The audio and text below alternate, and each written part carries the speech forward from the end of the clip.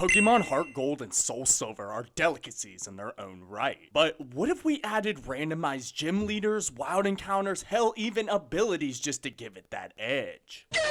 On top of that, I will be using Hardcore Nuzlocke rules to make sure this run absolutely goes crazy. So let's do it. Let's see if I can beat a Pokemon Heart Gold randomizer Hardcore Nuzlocke. We start our journey in New Bark Town and haul up. Who is that smoldering man in the top left corner? He is definitely not the last thing you see before getting slimed out in Richmond, Virginia. Now, since all of our encounters are randomized, we have a horrible lineup of Pokemon to choose from. Suicune is not a valid encounter, and Burmy just has Tackle until level 18, so that just leaves us with our beloved Pressure Krabby. We are then challenged by our rival, but fortunately he just has a Wynut with Splash and Charm, so we easily make it back to Professor Birch's unharmed. We also name our rival Char, and now the run has officially begun. Our first few encounters that we ran into was a Quillfish with Immunity, a Drowsy with Sniper, and a Pachirisu with Simple, which is perfect. We then have one more encounter that we can catch in the Sprout Tower that definitely did not disappoint, being a Magnezone. Now, since we have a pretty optimized team up until this point, the grunts in the Sprout Tower really weren't too much trouble. It was actually the first gym leader, Faulkner, that really began our challenge.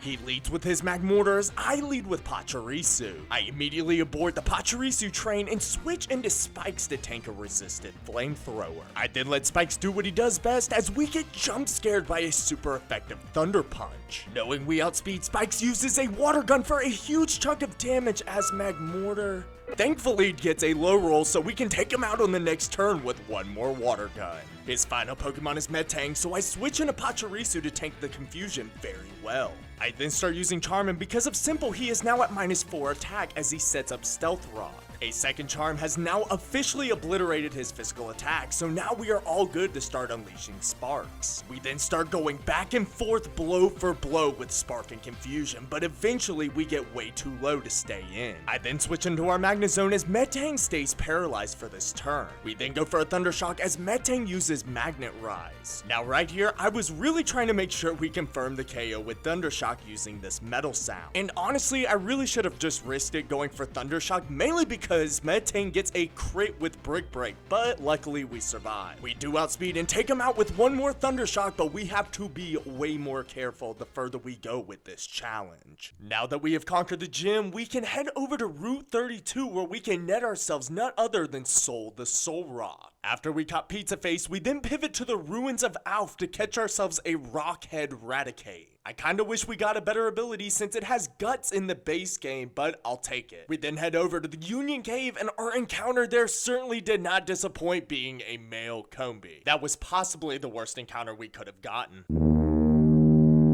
It wasn't until we hit up the Slowpoke well we caught our Lord and Savior, an Infernape, but not just any Infernape. This thing has the ability Levitate. I don't know about y'all, but having a Mon that is immune to one of its weaknesses is absolute legitness. After getting to the level cap, I head straight over to get busy with Bugsy. He sends out Shieldon as I lead with Pachirisu, and knowing I need to set up, I start blasting it with Charm as it hits us with a Rock Tomb. With the Simple ability, this thing is going to be the easiest thing to set up on, so after one more Charm, I switch into Infernape to KO him with 2 consecutive Mach Punches. Now, I'm not gonna lie, at this point in the game, I genuinely didn't think anything was going to stop me until I was completely humbled when this man sends in a damn Groudon. Going for any damage that I possibly can, I use a Mach Punch for a bit of chip as he uses a Focus Blast, and he hits it, bro. Conserving Infernape's HP is crucial, even if that means making a sacrifice, and unfortunately, that sac has to be our starter,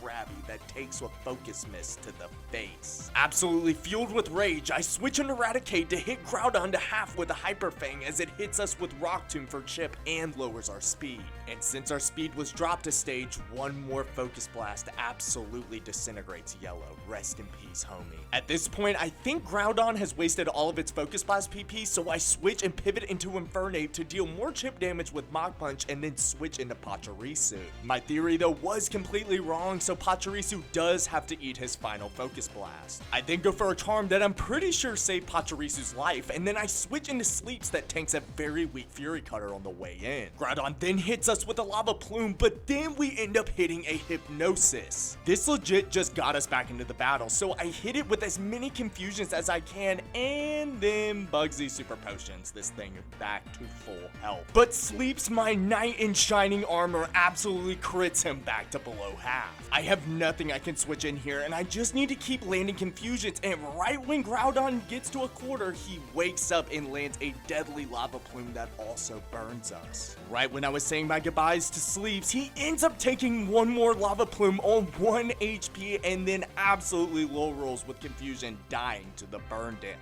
That was a little anticlimactic, but at least that tees up Infernape to finally KO that thing with a priority Mach Punch. His last Pokemon is fortunately a Ponyta that just keeps spamming Protect until I get off our charm. I am not lying to you, this thing gets off a double Protect, and then when I do get off a Spark, Pachirisu has to tank an Ember on 1 HP, and as I'm like, cool, he survived, he then gets burned and dies. Thank God I saved Infernape for the end, because we can hit it with 2 more Mach Punches to finally earn us our second gym badge of the run. With my team absolutely cooked after that battle, I am in dire need of new encounters. The first one we end up catching was the one on Route 33, and it ended up being a Pressure Hariyama. Now, before we catch our Route 34 encounter, can we talk about how forgettable this rival battle is right here? Thank God I healed, because Slaminate came in clutch, destroying Shard's Rhyhorn and Purugly with a Vital Throw. This then tees up Zone 6 to take care of his Remoraid with one final Thunder Shot. Shortly after that, we catch our Ilex Forest encounter, a Glaceon, and dear God, this thing has huge power. Absolutely insane. Our Route 34 encounter was very underwhelming, being a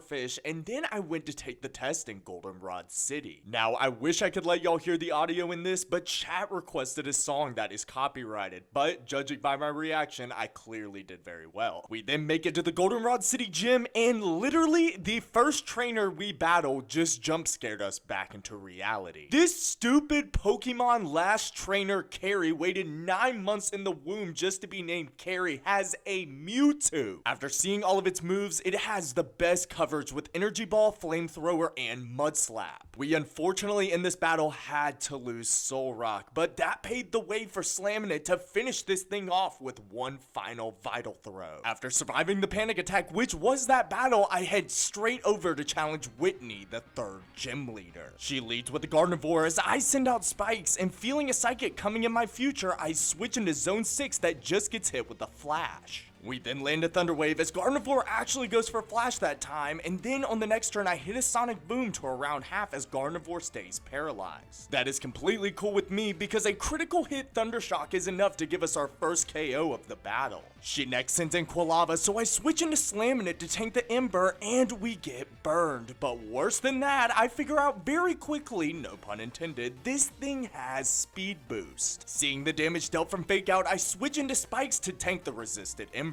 Quilava then just uses a smoke screen as we hit pretty hard with our water gun to half. Quilava then summons his inner Miltank, critting us with a Swift as we bring it to the red with another water gun. Feeling confident Whitney is going for a Hyper Potion, I pivot into Fish on the free switch. I then go for a Vice Grip for Chip as we get slammed to half with the Swift, and the same dilemma happens on the next turn, leaving us at 5 HP. Narrating this now, I should have just switched into Infernape a long time ago. This is because we tank every single one of his Swifts, the last one leaving us at below half as we sealed the deal with our 3rd gym badge with one final Mach Punch. We then make some fat upgrades to the team by picking up the Blizzard TM and a randomized Earthquake TM. We then squirt all over Sudowoodo, but it ended up randomizing into a Noctowl, and that is not bad since we are desperate for some flying coverage. We then go ahead and pick up a No Guard Linoon on Route 33, and now I know what I'm throwing Blizzard and Thunder on. Now I am feeling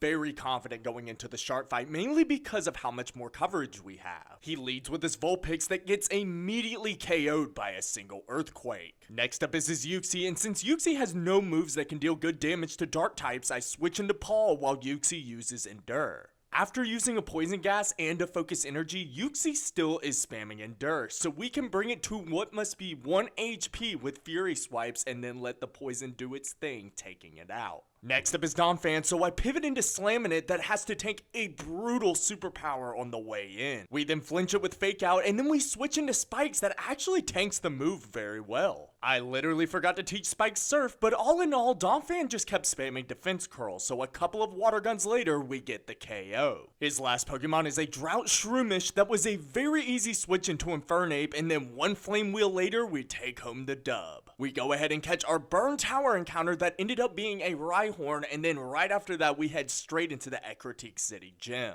All in all, the mandatory trainer fights were super easy until we went up against this trainer's Onix. It completely juked me and thinking it only had Rock Tomb, but out of nowhere it uses an Earthquake, taking out our only Steel and Electric type Zone 6. I really can't believe that because our actual gym battle with Morty was a legitimate cakewalk. He leads with Scissor that gets taken out immediately by a Flame Wheel. His Mawile was a KO with Earthquake. Corsola also suffered the same fate, and Caterpie, well, I could have sneezed on that thing and it also would have fainted, so let's get it. Now we can pick up some new encounters, and not once, but twice, we find Rayquaza. I can't use any legendaries in this run, but that got me hyped for our next encounter until I saw it was a Remoraid. We go ahead and surf through Route 41 to make it to Sinwood City, and then we go ahead and challenge Chuck, the 5th gym leader. He starts the battle by sending out Gardevoir as I lead with Infernape. Really not wanting to take a psychic move, I use U-turn, bringing it to a quarter as we switch into our new Sableye as Gardevoir uses a Calm Mind. Chuck ends up using a Hyper Potion, so I keep up the momentum with 2 consecutive Shadow Sneaks. Gardevoir then lands a very powerful Charge Beam, but thank God we had it in range of 1 more Shadow Sneak. His last Pokemon is of course a Garchomp, so I switch into Rash that gets hit with a very powerful Dragon Claw. I don't want to switch anything into this Garchomp, mainly because I think this thing has huge power, so unfortunately, down goes Rash to 1 more Dragon Claw. But this does assure that Glaceon will come into the battle with full health, and after tanking its Earth power to half, we can take it out with a 1-hit KO from Icy Wind. We then go and heal the Ampharos, and then we get a call from Boba telling us the Savari Zone is open. That just means that we have a plethora of new encounters to catch, my favorite being Technician Gardevoir in the Cliff Cave.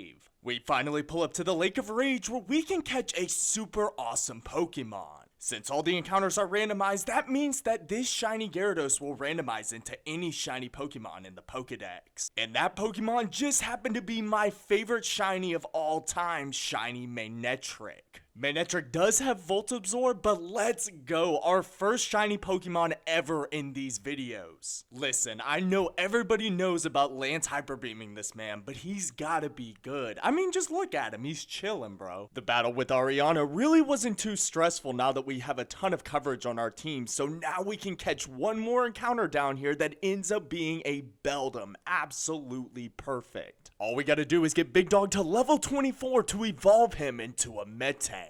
As we were battling the trainers, we find Literal God, but thankfully it didn't pose much of a threat against Donphan. Up next, we have the battle against Price, and dear God, this battle was excruciatingly painful. He sends out Nidoqueen as I lead with Infernape, and an outspeed with Earthquake left it with a sliver in the red as we get hit to half with an Aerial Ace. Price does use his only Hyper Potion, so an Earthquake Flame Wheel combo is enough to take out Nidoqueen. Up next is Staraptor, so I switch into Sableye as we get knocked to half with an Aerial Ace. Now, this is where I start to think this thing might have huge power or adaptability because of how hard it's hitting. I then switch into Donphan to tank the Aerial Ace pretty comfortably on the switch. Staraptor then hits me with a takedown to below half as we use a meaningless Defense Curl. I then just switch into Freezer to tank a takedown, and then we get outsped on the next turn, getting brought down to 13 HP as we miss our Blizzard. Freezer has fought the good fight, but losing my only Ice type? Hell nah. So I switch into Donphan into an incoming Quick Attack.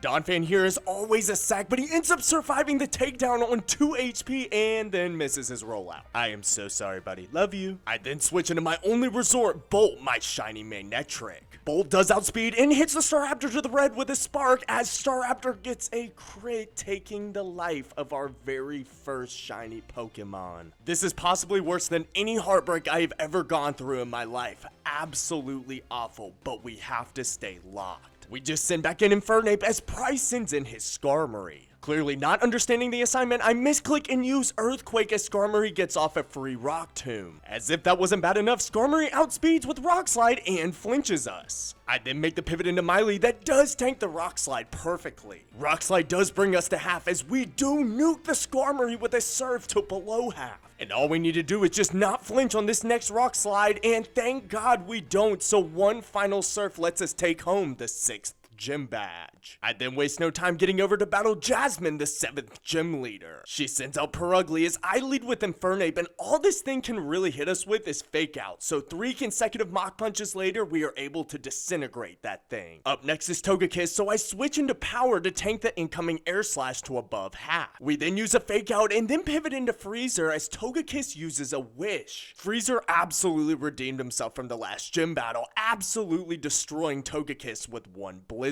Jasmine's last Pokemon is a Skuntank, so I pivot into Big Dill as Skuntank goes underground. Since Skuntank is underground and we outspeed with Earthquake, a double-powered Earthquake is more than enough to earn us our 7th gym badge. Team Rocket has of course taken over the radio tower, which means that we get our Team Rocket drip. And dog, I have always wanted to take over this city wearing this with a Sableye following me. It just looks so fitting. Now honestly, the trainer fights including our rival were really manageable until we got to Archer. The closest call we had with him was when his Electivire used a Thunder on One-Eyed Kai, but thank God he survived in the red, and all in all, we took home the dub. That means that we can access the Icy Path to catch our new encounter in Adaptability Persian, which is pretty solid. This then segues us into our last gym battle with Claire, the 8th gym leader, and y'all, Infernape just went in there and absolutely cooked, plated, and served. Her first Pokemon, Kecleon, gets absolutely destroyed by a close combat. Her Breloom was able to survive one Flame Wheel, but it just went for growth, so one more Flame Wheel does it in. Her next Kecleon just went down to a second close combat, and her final Pokemon, Magmortar, didn't stand a chance against a super effective Earthquake. This in return gave us a very smoothish victory and earned us our 8th gym badge of the run. After that insane sweep, we love a sweep, we have to take on the Kimono ladies. And they were pretty manageable with the exception of Typhlosion bringing Octillery down to 32 HP, but overall we cut it up. We then enter the most gorgeous part of the game, the Bell Tower, which I definitely didn't get lost in about 9 times, but we made it to the top to catch an insane encounter.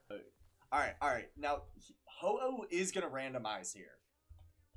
So, let's just see what it randomizes into. If not, we're gonna go back into the spiritual. If it bruh, you gotta be kidding me. You gotta be kidding me. You gotta be kidding me. You gotta be kidding me. It was a Paris, bro. A level 45 Paris too with that. I know what Paris has. It's got, dude, like, seriously? How do you go and you're like, you're already the worst at what you do, and then you're like, F it, I'm gonna be even worse. That is this Paris. That is why we named a box, and he is staying right where he is. This does let us begin our track to the Elite Four, and we do catch some pretty decent encounters along the way, but we have one more fight to take on before we make it to the finish line versus Shart. He starts the battle with his Golem as I lead with Infernape, and we immediately one-hit KO him with a close combat. Up next is his Swellow with Intimidate, so I switch into Chest to tank the incoming Aerial Ace. We then get outsped with Frustration to 37 HP as we land a powerful No-Guard Thunder to bring Swellow to a sliver in the red. Shart then switches out Swellow for Rhyperior as we switch into Power. Power does get off a Fake Out flinch, and then we pivot into Octillery to tank a Stone Edge on the switch. And then all we have to do is click Surf one time to erase him off the field. Up next is Hitmontop, so I stay in and tank a Brick Break to 58 HP as we land a powerful Sludge Bomb to bring him to half. I then make the smart decision of switching into Gardevoir to tank the Brick Break and then absolutely destroy him with a super effective Psychic. And of course, this dude sends out an Entei. Of course, why not? Now, my team has taken a lot lot of damage up until this point, so I can't switch out into anything useful like artillery. My best bet is to stay in, and I end up tanking a headbutt on 22 HP, and then we can slam Entei to the red with a psychic. This means that we can pivot into power to resist the incoming facade, and then we can take out Entei with a fake out crit. He next sends out Porygon Z, and so I stay in and I get slammed with an Ice Beam, and then I absolutely fumble by using a Shadow Claw. Very glad I didn't get punished there. I switch into Big Dill to tank an incoming Iron Tail, and then we absolutely KO him with a close combat. His last Pokemon is a Swallow, and here was my original plan going into this. I was going to sack Chess and then get a free switch into power to take it out with a priority fake out. Sounds like a foolproof plan, right? So I go along with it and I switch into Chess as Swallow just uses a double team. And right when I'm saying my goodbyes to Chess, he ends up surviving the Aerial Ace on 1 HP, and since he can't miss any moves with no guard, we can take out the Swallow with one final Thunder. Rewatching that over, that was the most insane clutch I have ever seen a Linoon perform. Let's get it. Now, unfortunately, due to me live streaming, I did not record the lineup for the Elite Four, but it ended up being our Infernape, Octillery, Sableye, Glaceon, Metagross, and of course, our Gardevoir. First up in the Elite Four is Will, and he sends out a Jolteon as I lead with Infernape. Jolteon always outspeeds, but we tank the secret power very well and then absolutely destroy him with a single Earthquake. Up next is his Pharaoh, so I pivot into Glaceon as Pharaoh just sets up a double team. We then outspeed with a huge power Ice Shard that Pharaoh tanks on a quarter and then uses another double team.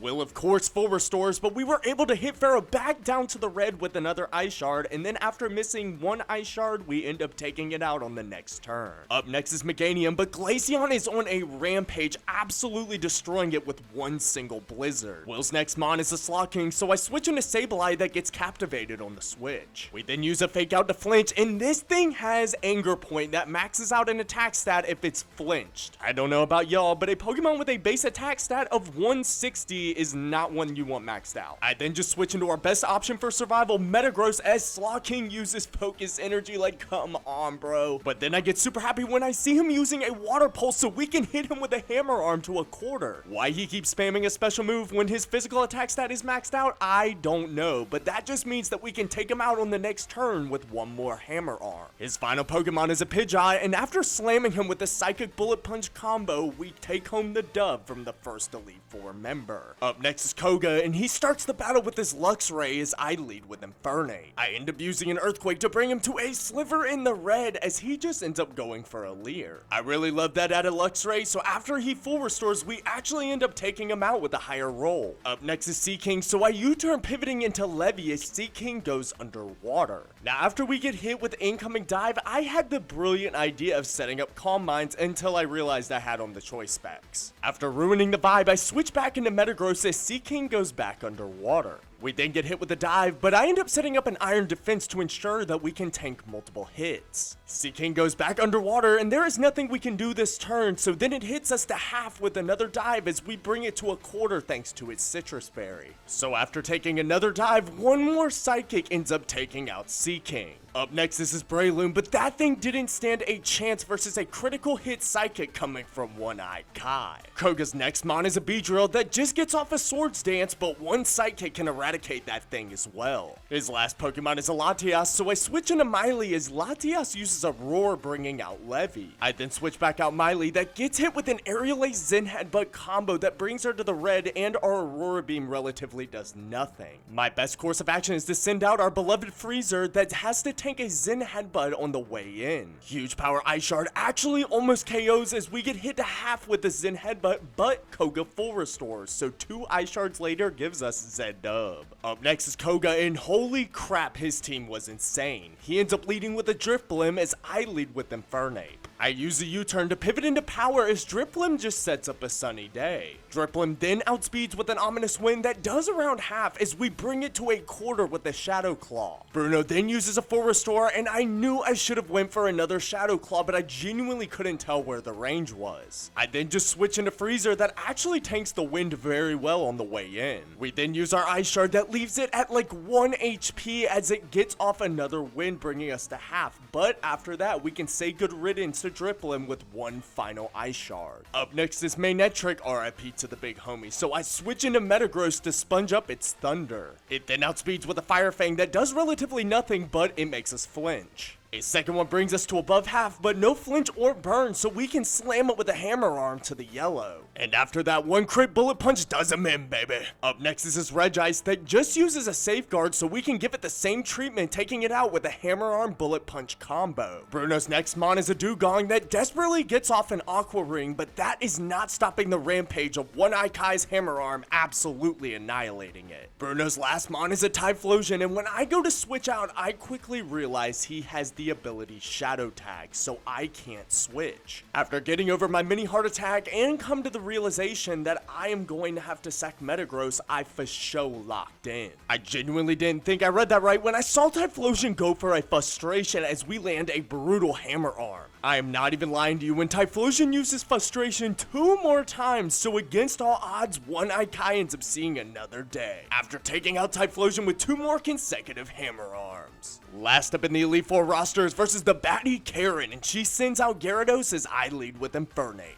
I go ahead and outspeed using a U-turn, switching into Sableye that fortunately dodges a Hydro Pump on the switch. I then use a Fake Out and then pivot into Miley that can tank the incoming Hydro Pump to above half. Gyarados then uses a very lethal Earthquake, leaving Miley at a quarter as we bring it to the same range with a Sludge Bomb. Seeing it might go for an Earthquake again, I switch into Infernape for Levitate, but we get hit with an Avalanche. I then U-turn and then pivot into Levy that fortunately dodges a Hydro Pump, so after tanking an Earthquake to half, we can take out Gyarados with another Psychic. Up next is our Vespiquen, so I switch into Freezer that just has to tank a Silver Wind. Freezer just happens to be on Demon Time as we land a Blizzard, one-hit KOing the Vespiquen. Up next is our Hypno, and before this battle, I put on random items on all of my Pokemon. The fact that we put on a Chople Berry on Freezer means that we can survive the incoming Focus Blast, which was absolutely insane. Karen then sends in her Milk Tank that also has Shadow Tag. Like, come on, dog, did you not just see the Chople Berry play? I basically have to bank on a miracle here, and fortunately we hit our Blizzard, bringing Miltank to a quarter, so on the next turn we can KO with a huge power Ice Shard. Her last Pokemon is an Altaria, and honestly I could switch out here, but I want Freezer to take us home. I risk it for the biscuit, and thank God we did, because one final priority huge power Ice Shard can take out Altaria, giving us the final Elite Four dub.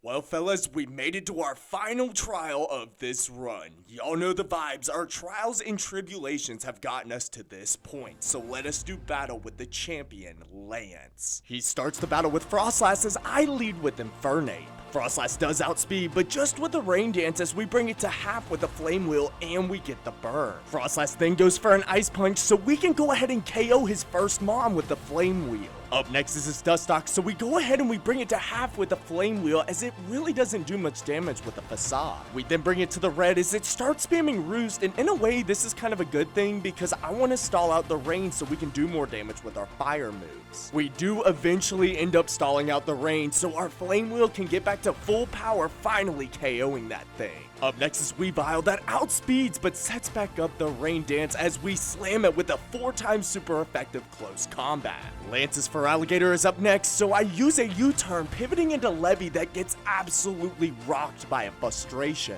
Levy's minus speed nature has shot us in the foot one last time because she immediately goes down to a final Frustration. I really have nothing that can hurt this thing, so I switch into Power. Lance weirdly switches out into Meganium so we can do a little bit of chip damage with Fake Out. Power is pretty much useless in this situation, so I switch into Glaceon, and after Meganium uses a double team, we can one-hit KO it with a Blizzard. Lance then sends back out Feraligatr that nukes us to the red with a Frustration as we bring it to half with a Bite thanks to his Citrus Berry. This battle now relies only on one Pokemon now, One-Eyed Kai, that is tanking the Frustration super well. We are then able to get off 2 Iron defenses as Feraligatr just keeps chipping away with Frustration. I then go for a Bullet Punch that does literally nothing as Feraligatr roars us, switching out into Freezer. This is really bad because now we have lost all of our defense boosts and we're playing a dumb game of cat and mouse. We then just start launching what we have left of our Hammer Arm PP that we have on Feraligatr, doing a pretty good amount of damage. Lance then uses a stupid full restore as we do practically nothing with our last Hammer Arm power point. This is it, my last Psychic power point, and the RNG gods did in fact bless us, giving us a crit with a Psychic to finally take out Feraligatr.